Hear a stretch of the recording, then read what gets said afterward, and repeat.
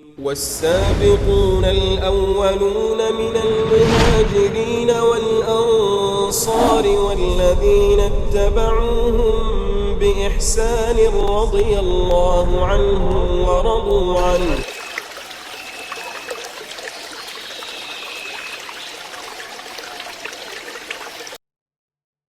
Bismillahirrahmanirrahim. Assalamualaikum warahmatullahi wabarakatuh. Alhamdulillahi hamdan hamidin hamdan syakirin wa usalli wa usallimu ala asyrafil anbiya'i wa imamil mursalin sayyidina wa habibina Muhammadin wa ala alihi wa ashabihi wa man ihtada bihadihi wastanna bisunnatihi ila yaumiddin, amma ba'd. Ma'asyiral muslimin wal muslimat, jamaah sidang salat subuh yang dimuliakan Allah. Alhamdulillah, pada pagi hari ini kembali kita diberikan kemudahan oleh Allah untuk meluangkan waktu mengisi hari-hari kita dengan ibadah kepadanya, yang itu adalah tujuan kita diciptakan olehnya di alam dunia ini, Allah subhanahu wa ta'ala. Semoga Allah subhanahu wa ta'ala menerima ibadah kita dan menjadikan itu sebagai ruh yang bermakna di dalam kehidupan dunia kita dan kelak di yaumul qiyamah. Amin. Jamaah yang dimuliakan Allah, pada pagi hari ini kita akan kembali melanjutkan kajian kita di dalam tafsir Al-Muyassar, yang mana pada pagi hari ini kita akan masuk di dalam surah Al-Alaq. Namun sebelumnya, seperti biasa, kita akan sejenak mengulang dari surah sebelumnya, yaitu surah Al-Qadar, yang berbicara tentang malam yang dikenal oleh kita semua dengan malam Lailatul Qadar. Allah subhanahu wa ta'ala berfirman dalam surah Al-Qadar, Bismillahirrahmanirrahim, Inna anzalnahu fi lailatul qadri. Tayyib, Al-Qadar sudah kita bahas kemarin, apa maknanya? Kemuliaan. Al-Qadar di antara makna yang pernah kita singgung pada majelis yang lalu adalah kemuliaan. Gitu, malam yang memiliki kemuliaan. Ada makna lain selain kemuliaan. Malam 1000 bulan, bukan itu maksudnya. Benar, itu malam yang lebih mulia dari 1000 bulan. Tapi makna lain dari Al-Qadar. Makna Al-Qadar ada dua yang masyhur dari ulama. Pertama adalah kemuliaan, kedua apa ya? Makna dari Al-Qadar. Al-Qadar itu punya dua makna. Kenapa malam itu dinamakan malam Lailatul Qadar? Pasti ada sebabnya. Takdir, Masya Allah. Jadi malam itu adalah malam di mana Allah menentukan takdir.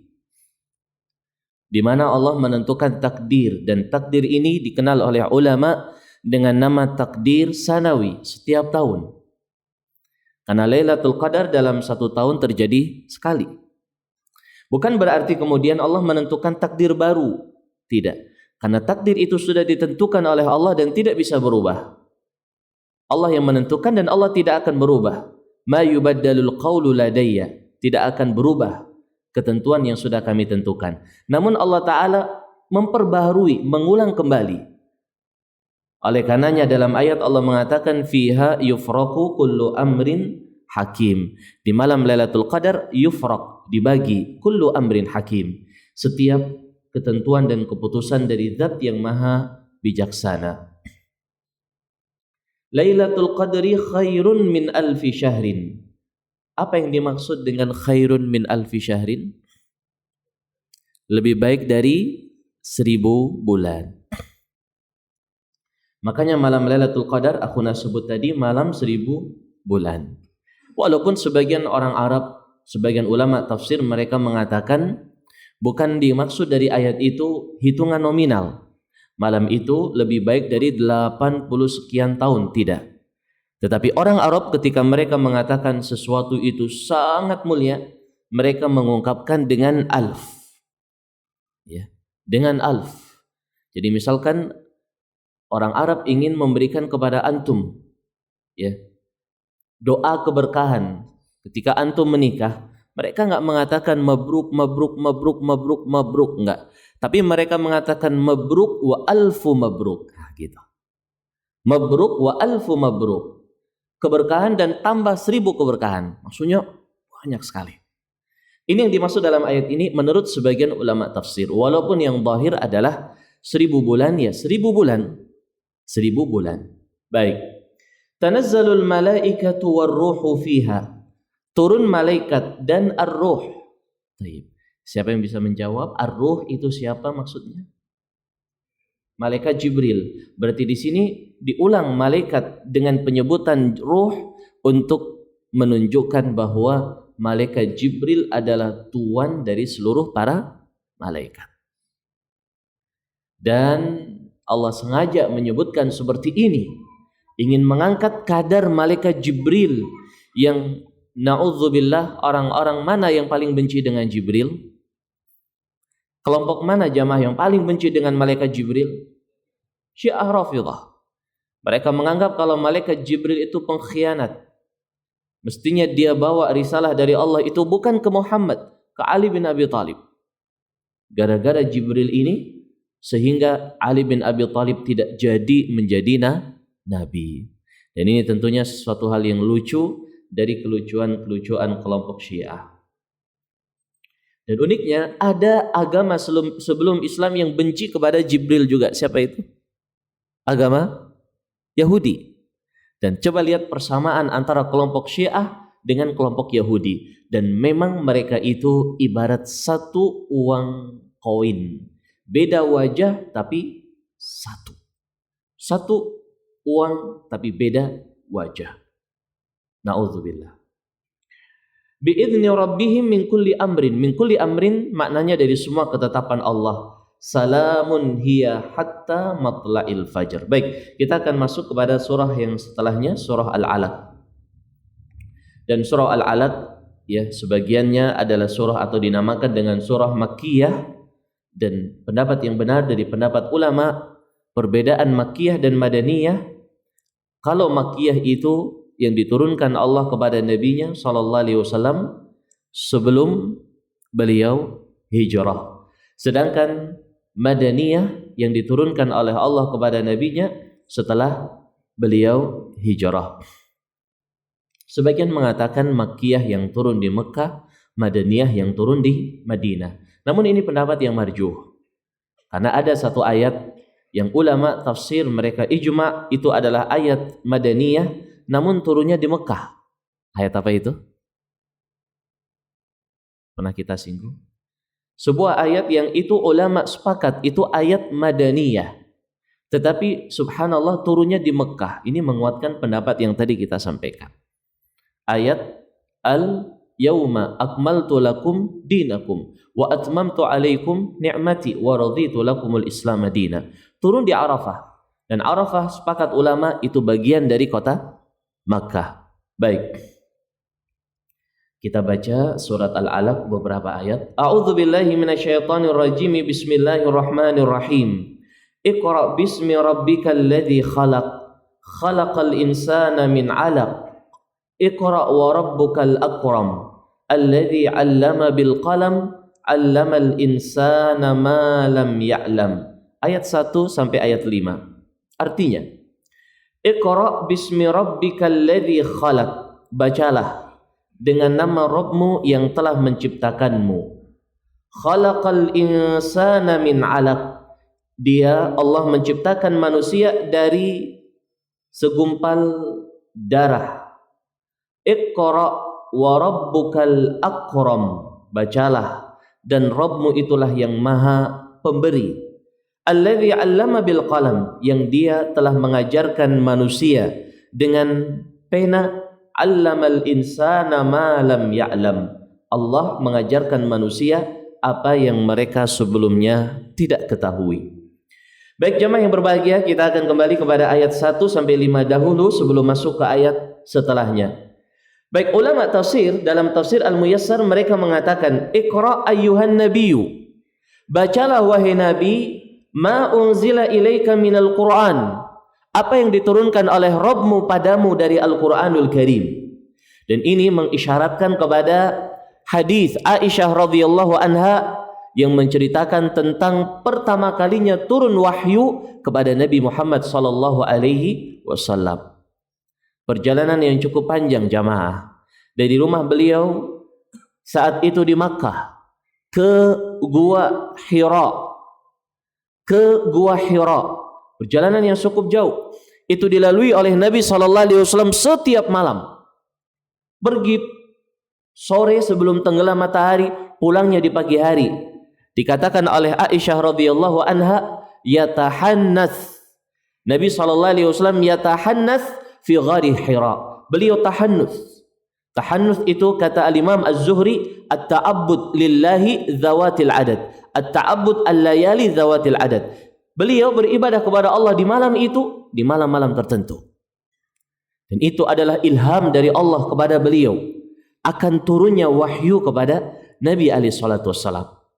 Ini menunjukkan seorang kalau dia ingin dapat ilmu, dia harus melakukan pengorbanan, berjalan.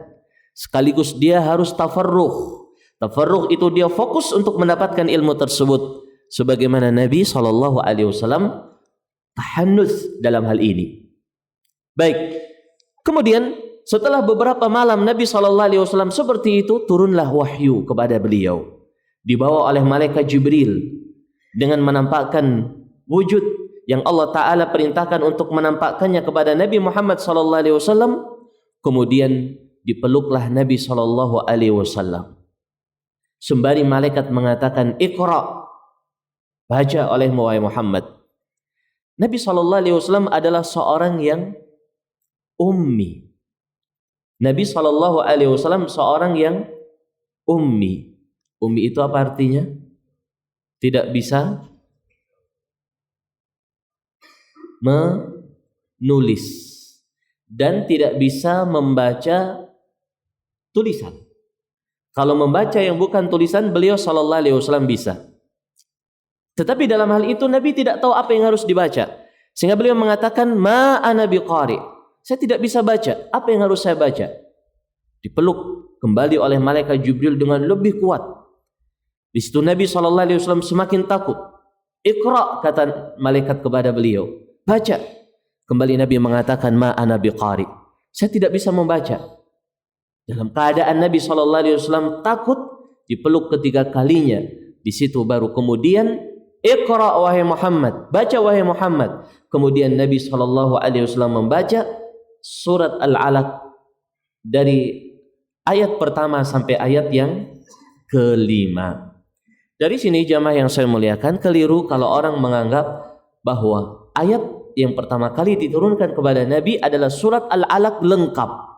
Tidak. Tapi hanya 1 sampai 5 saja. Dengan itulah Nabi SAW resmi menjadi seorang Nabi dari Nabi-Nabi Allah Subhanahu Wa Ta'ala. Iqra, bacalah. Itu kronologis ceritanya. Tentunya ada kisah lanjutan, tentunya di tempat yang lain pembahasannya. Iqra ayyuhan nabiyyu ma unzila ilaik, apa yang diturunkan padamu minal Qur'an, dari Al-Qur'anul Karim. Muftatihan bismi rabbika al-mutafarrid bil khalq, yang dimulai dengan menyebut nama Rabbmu, bismi rabbik al-mutafarrid bil khalq, yang Allah bersendirian di dalam menciptakan, alladzi khalaq.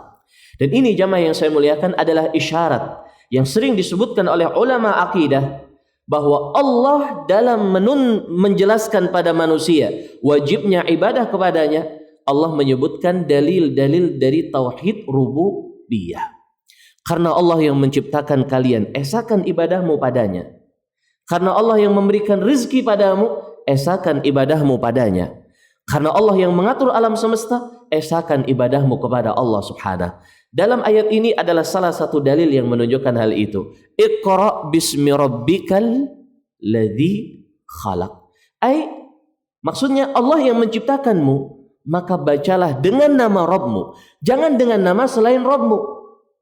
Baik, ini adalah isyarat yang sangat lembut dari Allah Subhanahu wa taala kepada kita semuanya untuk mengesahkan Allah. Kemudian dalam ayat yang kedua, para ulama mengatakan alladzi khalaqa kulla insanin min qit'ati damin ghalidhin ahmar, yang menciptakan semua manusia dari potongan darah yang ghalidh, yang kental, dan ahmar, dan merah. Khalaqal insana min 'alaq. Alaq adalah segumpal darah. Alaq artinya segumpal darah. Dan ini tentunya adalah mengambil salah satu dari rangkaian penciptaan. Bukan kemudian maksudnya ujuk-ujuk tiba-tiba manusia diciptakan dari darah. Karena sebelum jadi darah, apa para jamaah? Sebelum menjadi darah apa sebelumnya? Setetes mani. Sebagaimana dalam hadis Abdullah ibnu Mas'ud, inna ahadakum yujma'u khalquhu fi batni ummihi 40 yauman nutfah. Kalian diciptakan oleh Allah dalam perut ibu kalian 40 hari dalam keadaan nutfah. Nutfah ini maknanya adalah setetes air mani. Baru dari air mani berubah menjadi segumpal darah. Dari segumpal darah berubah menjadi segumpal daging. Kemudian ditiupkan di dalamnya ruh. Ini para jamaah. Jadi tidak ada kontroversi dalam ayat ini dan ayat-ayat atau hadis yang lain. Begitu juga di dalam ayat Allah Azza wa Jal yang menunjukkan bahwa Allah menciptakan manusia dari apa? Tanah. Allah menciptakan manusia dari tanah. Begitu? Bagaimana cara kita mensinkronkan ayat ini dan juga ayat lain yang menunjukkan Allah menciptakan manusia dengan tanah? Naam? Dari saripati tanah. Berarti yang benar dari tanah atau dari segumpal darah? Bukan segumpal darah. Tumbuh-tumbuhan. Jadi segumpal darah. Baik. Para ulama mereka mengatakan bahwa yang dimaksud Allah menciptakan manusia dari tanah adalah asal manusia, yaitu Nabi Adam alaihissalatu wassalam. Nabi Adam alaihissalatu wassalam diciptakan oleh Allah dari tanah. Asal manusia Nabi Adam begitu. Oleh karena itu, iblis ketika disuruh sujud kepada Nabi Adam alaihissalatu wassalam, dia tidak mau. Dia mengatakan, khalaqtani min nar wa khalaqtahu min tin. Kau ciptakan aku dari api, sedangkan engkau ciptakan dia dari tanah. Asjudu liman khalaqta tina. Aku sujud kepada orang yang kamu ciptakan dari tanah, wahai Rabb. Nabi Adam diciptakan dari tanah, asal manusia. Kemudian Allah jadikan hikmah, terjadi tanasul, terjadi keturunan dari Nabi Adam dengan istrinya Hawa, kemudian memiliki anak berkembang sampai saat ini melalui al-alaq yang disebut dalam ayat ini. Begitu cara mensinkronkan antara dua ayat tersebut. Baik. Kemudian Allah mengatakan, Iqra wa rabbukal akram. Iqra ayyuhan nabiyyu ma unzila ilaik. Baca wahai Nabi apa yang Allah turunkan padamu.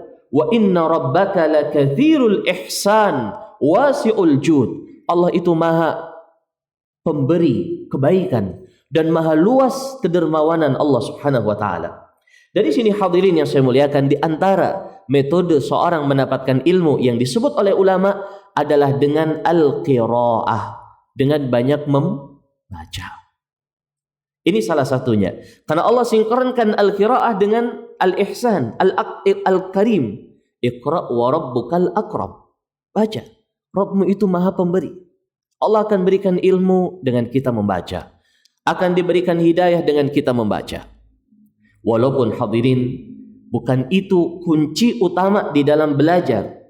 Karena membaca semata tidak didahului dengan talaqi, berguru kepada seorang guru, itu akan mendapatkan hasil yang tidak maksimal. Baik, oleh karena itu Nabi SAW di dalam Iqra, dalam qiraah didampingi oleh malaikat Jibril. Kita juga begitu, dalam kita membaca kita juga harus ada seorang guru. Jangan kemudian kita main otodidak. Akal kita, kan semua ilmu ada di buku, baca aja buku. Akhirnya dia tidak tahu mana buku yang baik, mana buku yang jelek.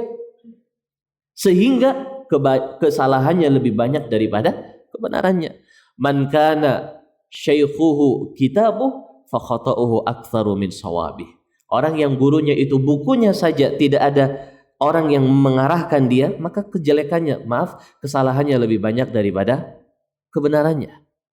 Baik, dan ini disebut di dalam biografi Al-Imam Ibnu Hazm.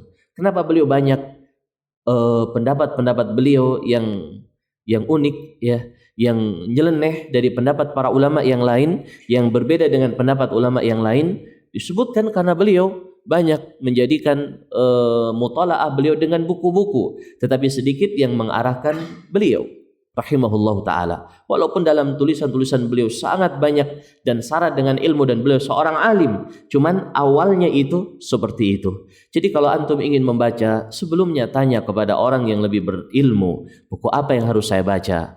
Jangan kemudian kita salah membaca. Terlebih hadirin yang saya muliakan, orang-orang sesat, mereka ingin memasukkan doktrin kesesatan mereka rata-rata melalui buku. Hati-hati. Orang ingin ngajarin sihir pakai buku. Orang ingin ngajarin keyakinan-keyakinan syirik pakai buku. Orang ingin ngajarin keyakinan-keyakinan bid'ah juga pakai buku. Nggak paham, saking semangatnya dia baca, yang dia baca adalah buku takfiri. Buku takfiri. Buku yang ditulis oleh orang-orang yang pemahamannya takfir. Buku Sayyid Qutb. Buku Abdullah Azzam. Buku-buku yang seperti ini adalah buku-buku yang kadang seorang dia baca asyik dia memang. Bagaimana seorang itu diberikan semangat untuk membela kalimat Allah, tapi bablas lewat. Sampai di dalam buku tersebut secara tidak dia sadari dibawa oleh penulisnya untuk menganggap bahwa selain mereka itu adalah orang-orang yang bukan muslim, atau dengan bahasa yang lebih sopan, orang jahiliyah. Begitu mereka ungkapkan. Padahal setelah adanya Islam tidak ada jahiliyah secara mutlak. Walaupun sebagian sifat masih ada sifat-sifat jahiliyah. Hati-hati para jamaah yang saya muliakan. Tidak lama rupanya dia sudah memiliki keyakinan-keyakinan mengerikan. Menganggap yang bukan bersama dia maka kafir. Akhirnya terjatuhlah dia di dalam aksi-aksi na'udzubillah yang itu bertentangan dengan syariat. Maka hati-hati, sebelum baca buku tanyain dulu, Ustaz ini buku gimana? Bisa saya baca? Bagaimana penyimpangannya? Asyik dia membaca buku karakteristik kehidupan para sahabat Nabi SAW. Ada yang pernah baca buku itu? Baik. Pengarangnya adalah seorang yang memiliki keyakinan Syiah. Bagus ketika dia menjelaskan bagaimana sahabat fulan. Tapi ketika sampai kepada sahabat yang ada permasalahan dengan Ali bin Abi Thalib radhiyallahu an, di akhir-akhir khilafah Ali bin Abi Thalib, mulai dia mencela, mulai dia menyudutkan para sahabat, mulai dia menggunakan istilah-istilah yang tidak benar kepada sahabat-sahabat lain. Maka hati-hati. Ini adalah sesuatu yang harus kita perhatikan. Namun bagaimanapun tetap membaca adalah salah satu kunci ilmu. Membaca adalah salah satu kunci ilmu. Seorang kalau ingin dia tawassuk di dalam ilmu apa saja, setelah dia mengambil pondasi-pondasinya, masuk dia perpustakaan. Baca dia apa yang ada di kitab-kitab para ulama, dia akan mendapatkan sekian banyak faidah. Baik. Termasuk yang paling penting adalah membaca Al-Quran. Karena itu adalah ummul ulum, induk dari semua ilmu. Kemudian beliau mengatakan alladzi 'allama bil qalam. Kata para ulama, alladzi 'allama khalqahul kitabata bil qalam. Allah mengajarkan kepada makhluknya al-kitabah, tulisan-tulisan dengan al-qalam.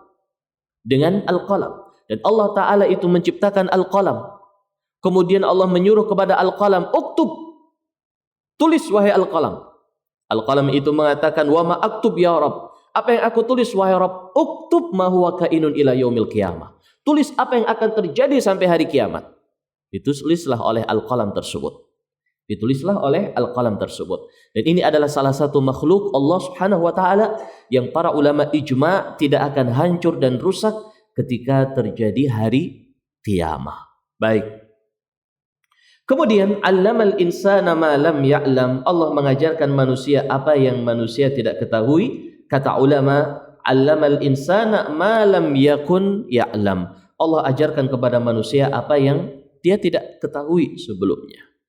Dan ini benar para jamaah. Tidak ada orang yang lahir di dunia ini tahu. Wallahu akhrajakum min butuni ummahatikum la ta'lamuna syai'a.